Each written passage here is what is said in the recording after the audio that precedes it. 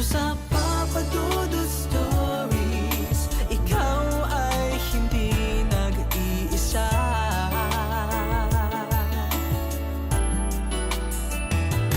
Dito sa Papa Dudut Stories, may nagmamahal sa'yo. Papa Dudut Stories,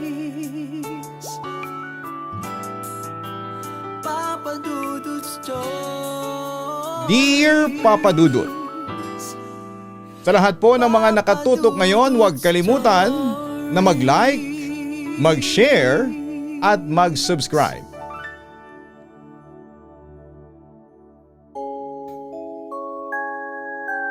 Kumusta na kayong lahat? Ako po si Vertis Mariel Hernandez. 39 years old na ngayon, may asawa at 2 anak at nakatira kami ngayon dito sa General T. De Leon, Valenzuela City. Dito sa El Grande, natapat lang ng One Mall, Valenzuela. Ang ibabahagi ko sa inyo ay nangyari ilang taon na ang nakakaraan. Hindi ako naniniwala sa kababalaghan, pero sa milagro, oo, naniniwala ako. Papa Dudut, si Roy ko ay inaanak ng papa ko sa Binyag. Naging magkaklase kami nung elementary pero hindi kami naging close. Pagka-graduate namin ng high school, inuwi niya sa kanila ang girlfriend niyang si Liza dahil nabuntis niya ito. Gayunpaman ay pinag-aral pa rin siya sa college ng mga parents niya habang si Liza ay nasa bahay lang. By the time na pareho na kaming working, may 3 anak na sina Royco at si Liza. Nang magsarado yung branch ng company na pinagtatrabahuhan ni Royco, ililipat sana siya sa isa pa nilang branch kaso ay ayaw niyang malayo sa pamilya niya kaya nag-resign na lamang siya. Isang araw pumunta sila ng tatay niya sa bahay namin para magpatulong sa akin na mag-apply sa pinapasukan kong company. Ayaw sana ako kasi pa-resign na ako noon at ayaw ko na ng anumang responsibility. Pero syempre nakonsensya rin ako kaya tinulungan ko siya. Hindi siya natanggap nung una pero tinawagan siya ulit for another interview dahil iilan lang yung mga nakapasa sa naunang evaluation. Sa kabutihang palad ay naipasa naman niya at nagsimula ng mag-training.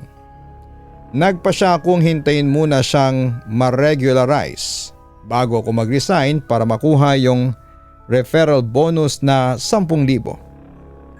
After a few weeks ay nakuha niya yung back pay niya sa previous company at ginamit yon upang mag-open ng piso net shop sa garahe nila.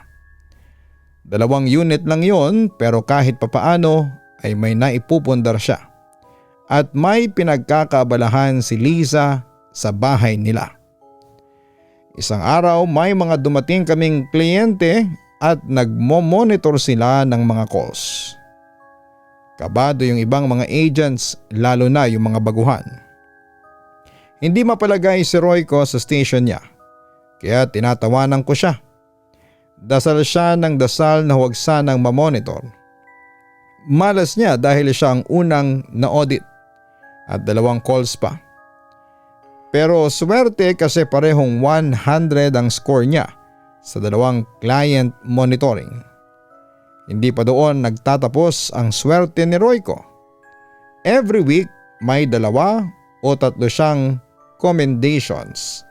Kaya tumaas ang ratings ng team nila na dating kulelat. So syempre proud din po ako. Lahat ng audit niya 100 lagi. Magaganda ang mga stats niya at laging kasama sa mga top performers. 7 AM to 4 PM ang shift ko noon. Since iba kasi yung position ko noon habang si Royco naman ay 2 AM to 11 AM. Kaya kaunting oras lang kaming nagkikita sa floor. Minsan ay nadatnan niya akong nag-aalmusal sa pantry at nilibre niya ako ng coffee. Nagkwentuhan kami ng kaunti at nabanggit ko sa kanya yung tungkol sa performance niya. Bigla siyang natahimik at nag-iwas ng tingin. Akala ko ay may nasabi akong masama. Kaya ni-replay ko sa isipan ko yung sinabi ko. "Uy, anong problema?" tanong ko sa kanya. Wala," sagot niya at saka tumayo. "Hoy!" Medyo napalakas yung tawag ko sa kanya dahil bago umalis si Royco ay umutot pa siya.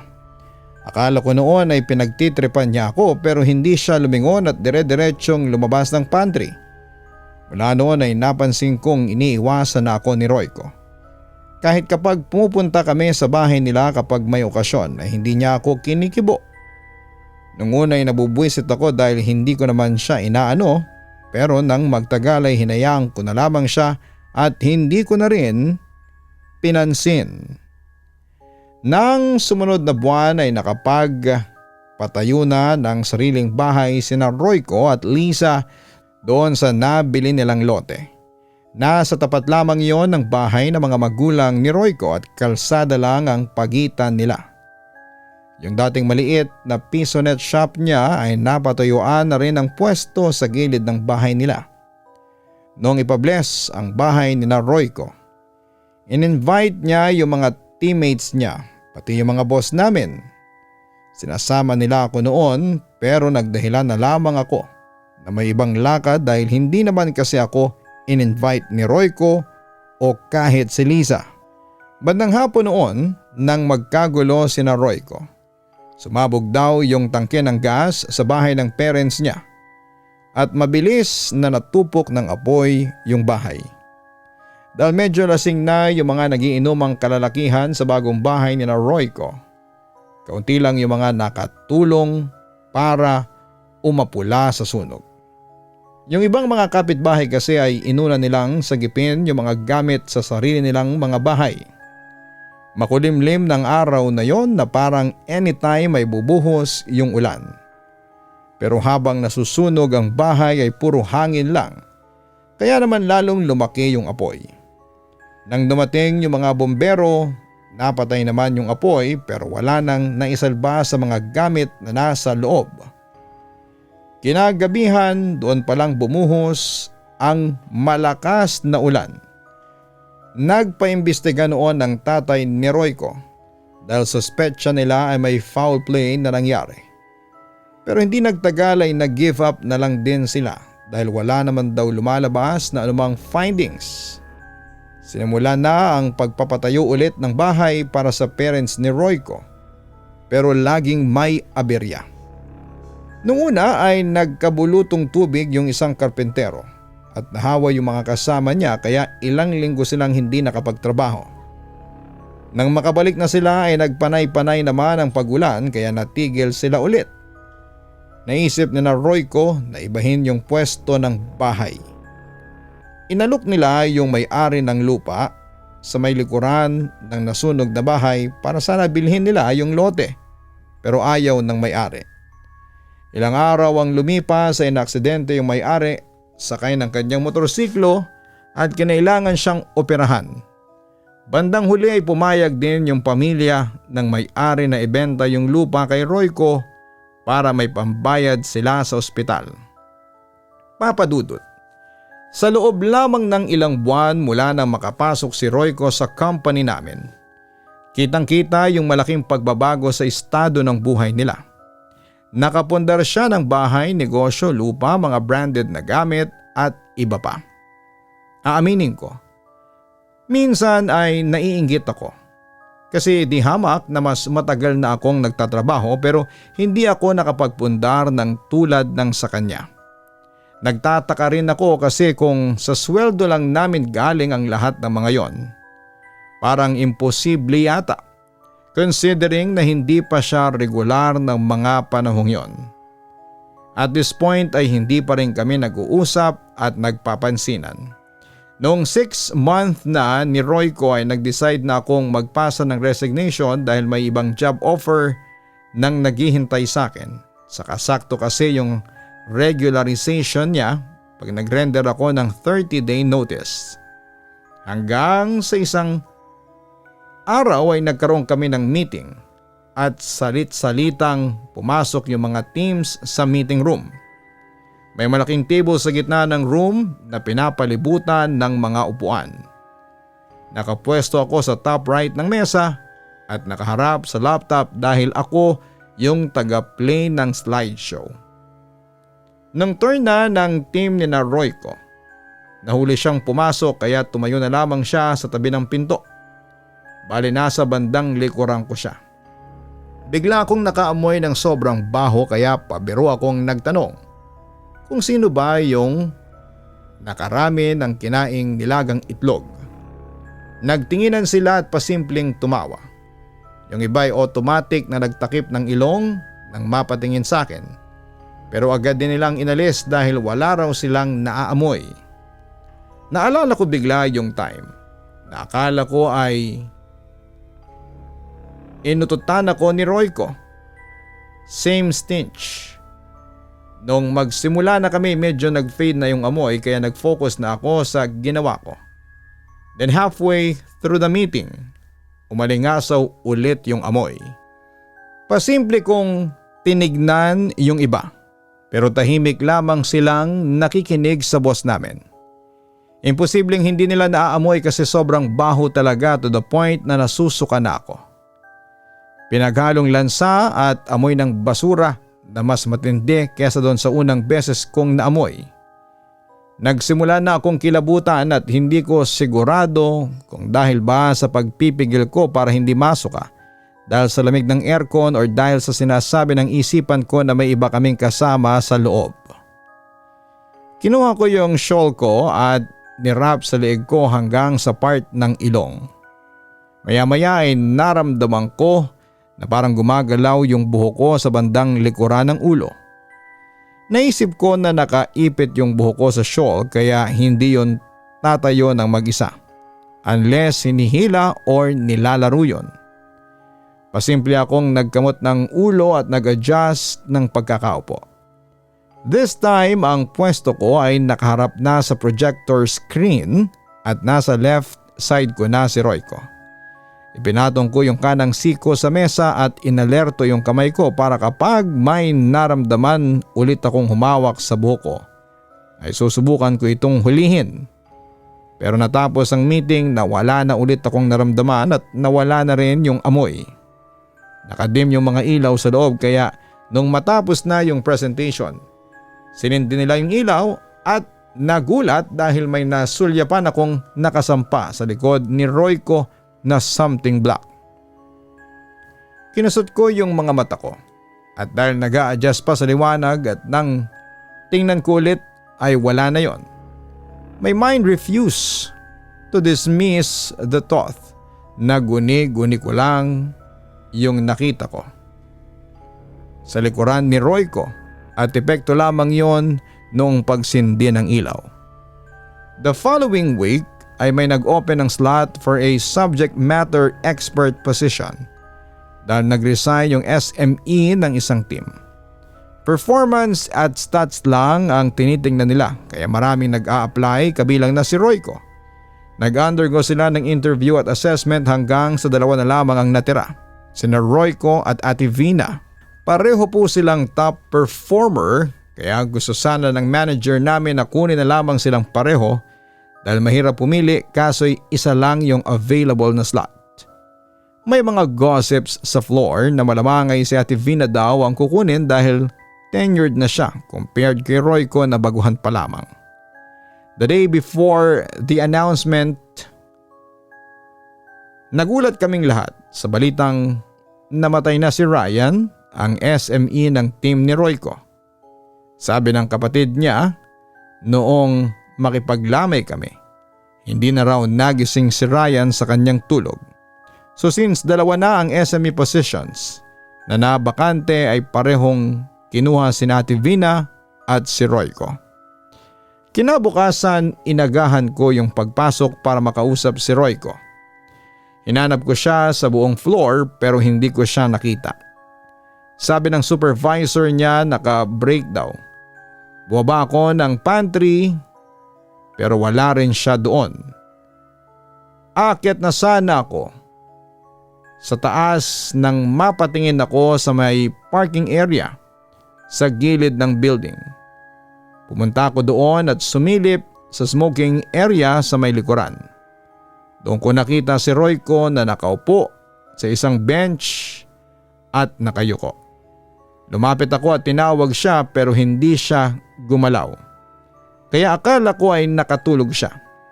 Sinipa ko yung binti niya pero hindi pa rin siya kumikilos. Doon ako kinabahan kaya niyugyug ko siya ng malakas. Bigla siyang nagangat ng muka at tumingin sa akin. Napaatras ako kasi sumalubong sa akin yung parang mainit na hangin at mabahong amoy.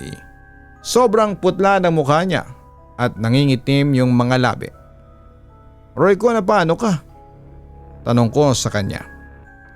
Parang bigla siyang natauhan at unti-unting bumalik yung kulay sa mukha niya.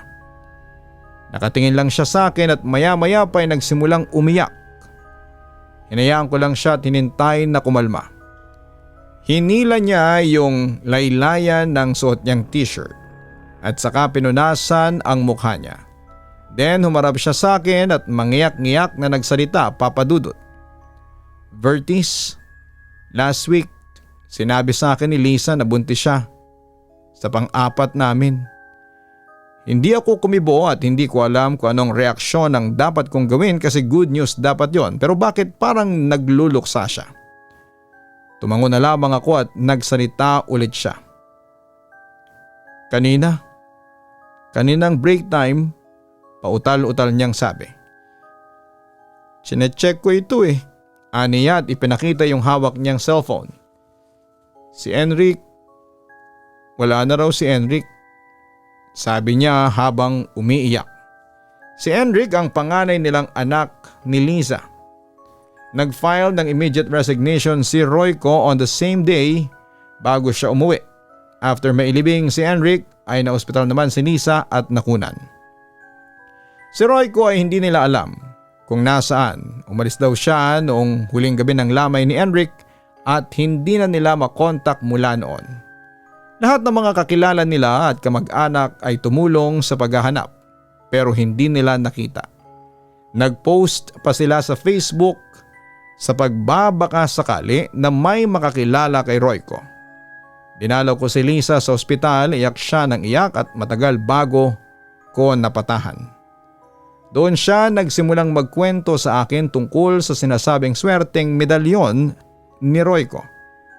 Noong first night pagkatapos i-open yung PisoNet nila, binuksan daw ni Royco yung mga medalyon slot para bilangin ang kita nila.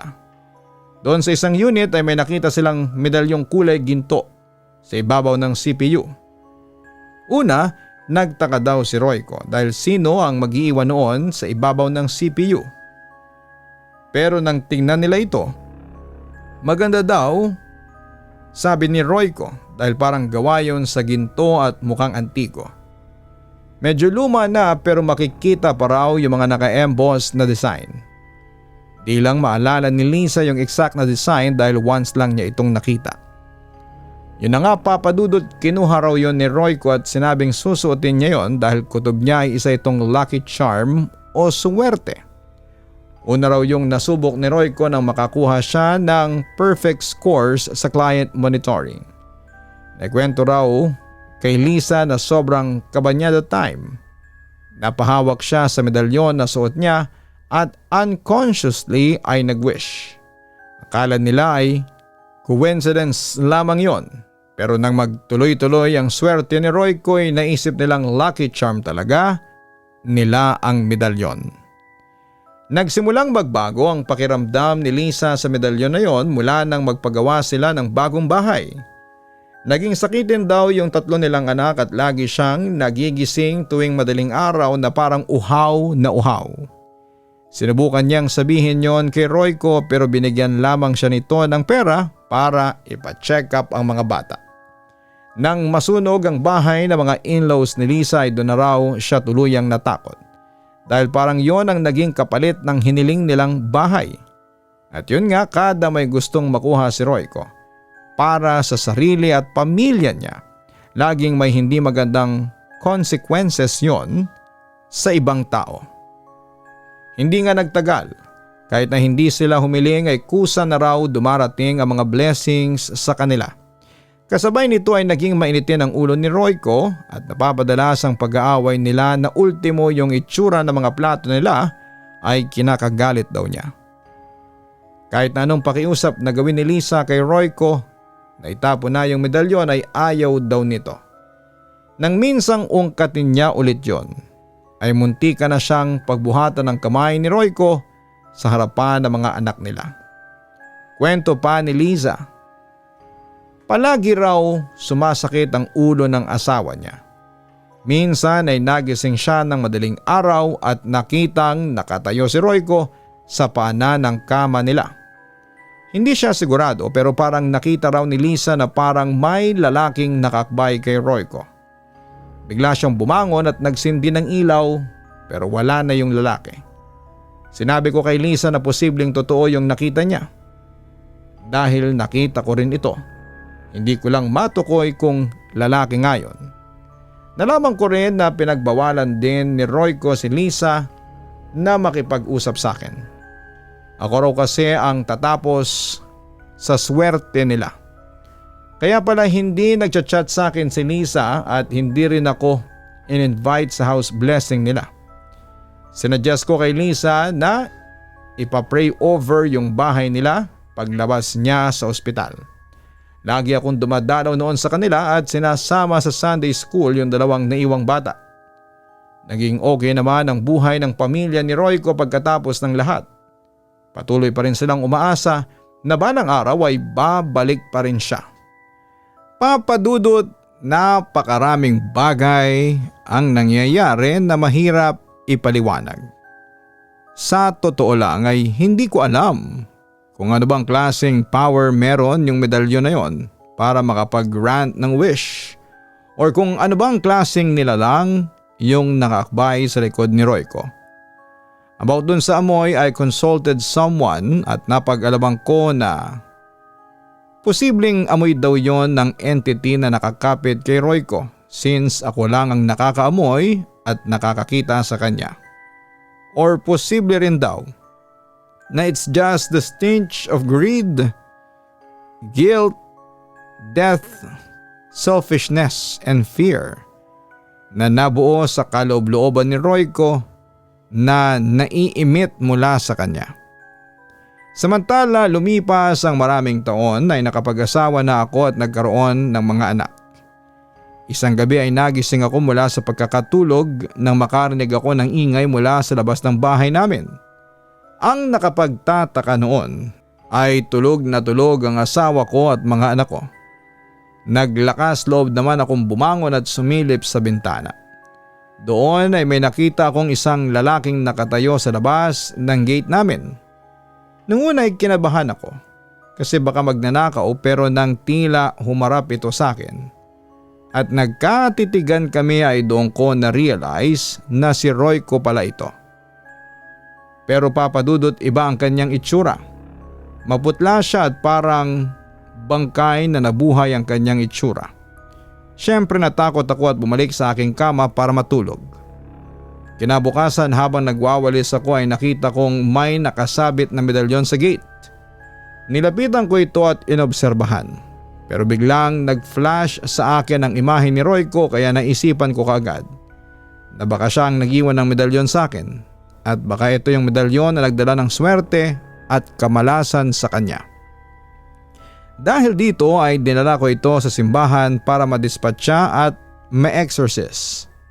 Pero papadudot kinabukasan ay nagulat na lamang muli ako nang makita ko nakasabit na ulit ito sa gate namin. Ilang beses ko itong dinispatcha pero patuloy itong bumabalik sa bahay namin. Dito na ako nagsimulang matakot. Ayoko kasing maranasan ko ang naranasan ni Royco. Kaya lumapit na ako noon sa isang malakas na paring exorcist. Doon ay tuluyan nang nadispatcha ang medalyon. Pero papadudot. Bago ko nadispatcha yon ay nakuhanan ko pa yon ng larawan sa Facebook ko. Sa mga curious kung ano ang itsura ng medalyon ay isasama ko ang imahe nito sa aking sulat. Papa Dudut, hindi naman masamang humiling at mangarap ng mga material na bagay. Tao tayo at kailangan natin ang mga yan. But always remember to keep our hearts in check dahil baka mamaya iba na ang priority natin at nawawalan na pala tayo ng grasp sa tunay na mahalaga sa ating buhay. At ang saklap nito ay hindi natin namamalayan na nasa impluwensya na pala tayo ng kadiliman. Muli Papa Dudut, hanggang dito na lamang po at maraming salamat.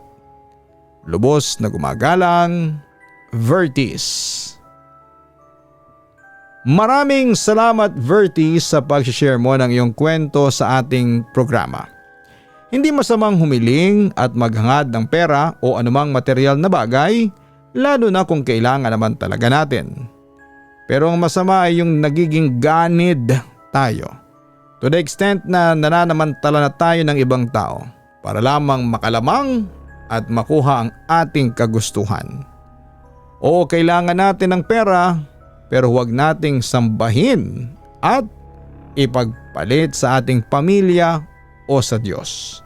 Dahil ang pagsamba sa mga material na bagay ay parang pagtalikod mo na rin sa iyong pagiging mabuti at mapagpakumbaba. I-level lamang natin sa tama ang lahat at huwag tayong umabuso. Higit sa lahat ay huwag nating kalimutang magdasal at magpasalamat sa mga biyayang ibinibigay sa atin ng Diyos.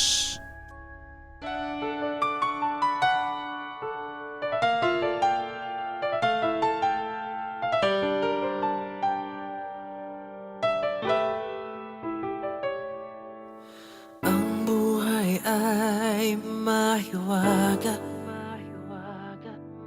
laging may lungkot at saya. Sa Papa Dudut Stories, laging may karamay ka.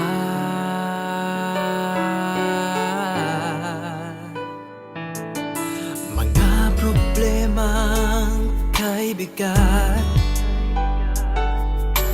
dito ay pakikinggan ka. Sa Papa Dudut Stories, kami ay iyong kasama. Dito sa Papa Dudut Stories, ikaw ay hindi nag-iisa.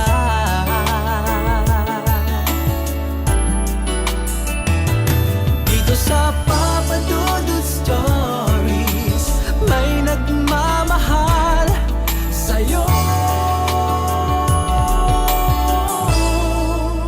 Papa Dudut Stories, Papa Dudut Stories,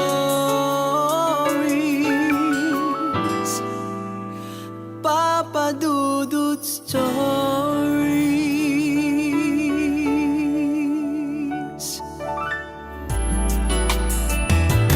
Dito sa Papa Dudut Stories, may nagmamahal sa'yo. Papa Dudut Stories, Papa Dudut Stories.